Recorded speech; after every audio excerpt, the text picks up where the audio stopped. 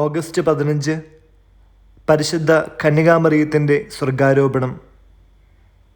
എല്ലാ പ്രേക്ഷകർക്കും ഇന്ത്യൻ സ്വാതന്ത്ര്യദിനത്തിൻ്റെയും പരിശുദ്ധ കന്യകാമറിയത്തിൻ്റെ സ്വർഗാരോപണത്തിൻ്റെയും തിരുനാൾ മംഗളങ്ങൾ ആശംസിക്കുന്നു. 1950 നവംബർ 1 12-ാം പിയൂസ് മാർപ്പാപ്പ മൂനിഫിച്ചെന്തിസിമൂസ് ദേവൂസ് എന്ന തിരുവെഴുത്ത് വഴി ഇങ്ങനെ അധ്യവസാനം ചെയ്തു.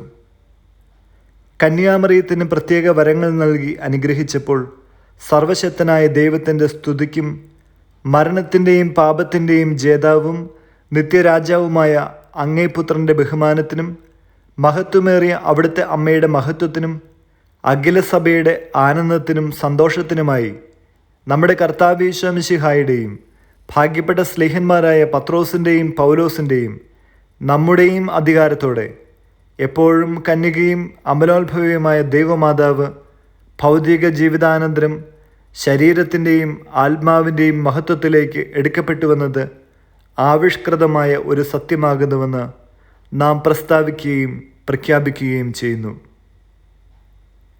ഈ നിർവചനത്തിൽ മറിയം മരിച്ചുവെന്ന് പറയുന്നില്ല. എന്നാൽ വിശുദ്ധ ജോൺ ഡമഷീൻ സാക്ഷ്യപ്പെടുത്തിയിട്ടുള്ളതുപോലെ മറിയം സമാധാനത്തിൽ മരിച്ചുവെന്നും 3-ാം ദിവസം ശരീരവും ആത്മാവും സ്വർഗത്തിലേക്ക് എടുക്കപ്പെട്ടുവെന്നും മരണസമയത്ത് തോമാസ് ലീഹ ഒഴികെയുള്ള എല്ലാ അപ്പസ്തോലന്മാരും ദൈവമാതാവിൻ്റെ മുറിയിലുണ്ടായിരുന്നുവെന്നും തോമാസ് ലീഹ എത്തിയ ശേഷം കുഴിമാടം തിരക്കിയപ്പോൾ അത് ഒഴിഞ്ഞു കിടന്നിരുന്നുവെന്ന് പരമ്പരാഗതമായി വിശ്വസിക്കപ്പെടുന്നു. പൗരസ്ത്യ സഭയിലും പാശ്ചാത്യ സഭയിലും 5-ാം ശതാബ്ദമോ 6-ാം ശതാബ്ദമോ മുതൽ സ്വർഗാരോപണ തിരുനാൾ ആഘോഷമായി കൊണ്ടാടിയിരുന്നു. 13-ാം ശതാബ്ദത്തിൽ ജപമാല ചൊല്ലിത്തുടങ്ങിയപ്പോൾ ദൈവമാതാവിൻ്റെ സ്വർഗാരോപണത്തെപ്പറ്റിയും ധ്യാനിച്ചു തുടങ്ങി.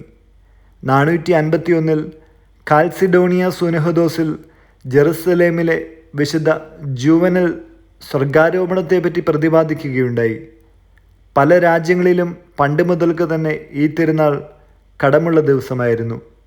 ഇന്ത്യൻ സ്വാതന്ത്ര്യദിനവും സ്വർഗാരോപണ തിരുനാളും യോജിച്ചു വന്നതുകൊണ്ട് ഈ തിരുനാൾ ആഘോഷിക്കുവാനും ഭാരതമാതാവിന് വേണ്ടി സ്വർഗാരോപിതയായ മാതാവിനോട് പ്രാർത്ഥിക്കുവാനും നമുക്കും സൗകര്യം സിദ്ധിച്ചിരിക്കുന്നു. മരിയ വാൾത്തോർത്തയുടെ ദൈവമനുഷ്യൻ്റെ സ്നേഹഗീത എന്ന പുസ്തകത്തിൻ്റെ അവസാന ഭാഗങ്ങളിൽ പരിശുദ്ധ കന്യകാമറിയത്തിൻ്റെ മരണനേരത്തെക്കുറിച്ചും വിശുദ്ധ യോഹന്നാൻ ശുശ്രൂഷിക്കുന്നതിനെക്കുറിച്ചും മാലാഖമാർ പരിശുദ്ധ അമ്മയെ സ്വർഗത്തിലേക്ക് സംവഹിക്കുന്നതിനെപ്പറ്റിയും രേഖപ്പെടുത്തിയിരിക്കുന്നു. വചനം എഫേസോസ് 6-ാം അധ്യായം 7-8 വാക്യങ്ങൾ.